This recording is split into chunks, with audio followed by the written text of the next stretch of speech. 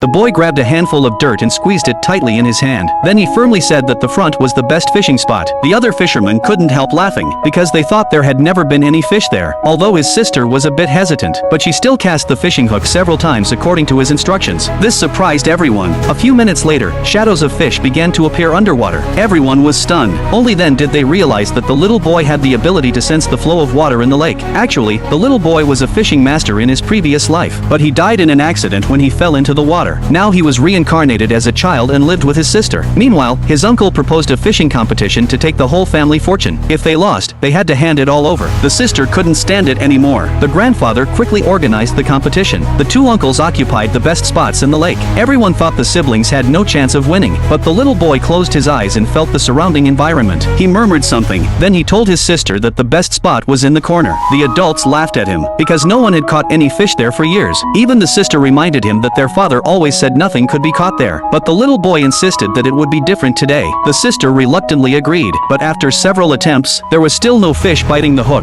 As time passed, she wanted to change the spot, but the little boy stopped her immediately. Then he recited a strange spell. The sister immediately understood its meaning. Just when everyone was laughing at them, there were more and more fish in the water around them. Others thought it was just luck, because the little boy had little fishing experience. The sister asked him where he learned the spell. The little boy was about to answer, but at that moment, they caught a fish. Seeing it was a carp, everyone laughed even harder because this fish was only worth a few dollars, far less valuable than the wild fish caught by their cousin. Seeing the growing gap in value, the sister began to get nervous, but the little boy calmly asked her whether she wanted to catch a Jiangling carp or a salmon. After hearing her choice, he told her how to prepare the right bait, but the bait smelled very strong. She thought she had done it wrong, but the little boy told her that was the smell needed. At this time, the flow of the lake water changed. The little boy immediately sensed that the cousin would catch a Jiangling carp. Sure enough, the cousin caught one. The uncle excitedly thought he had already won. He demanded that the siblings hand over the inheritance. There were only 3 minutes left. The sister panicked. The little boy told her to calm down. He put his hand into the water and immediately felt something different. Seeing that they were about to cast the hook, others laughed at them mercilessly, saying it was too late to turn the situation around. After all, the other side had caught the most valuable fish in the lake. But the little boy replied confidently that he was going to catch a salmon, whose value was 100 times that of the Jiangling carp. If they caught it, the victory would be theirs. The uncle laughed even louder, saying it was impossible to catch a salmon from that lake.